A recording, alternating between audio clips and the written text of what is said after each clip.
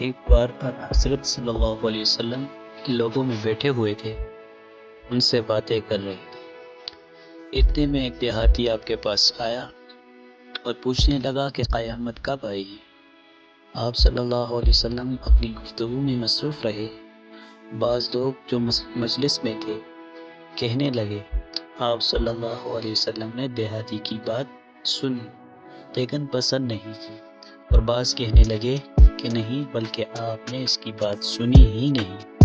جب آپ اپنی باتیں پوری کر چکے تو میں سمجھتا ہوں کہ آپ صلی اللہ علیہ وسلم نے یوں فرمایا، وہ قیامت کے بارے میں پوچھنے والا کہاں گیا؟ اس دیہاتی نے کہا، حضور میں موجود ہوں۔ آپ نے فرمایا کہ جب امانت ایمانداری دنیا سے اٹھ جائے تو قیامت قائم ہونے کا انتظار کر۔ اس نے کہا، ایمانداری اٹھنے کا کیا مطلب ہے؟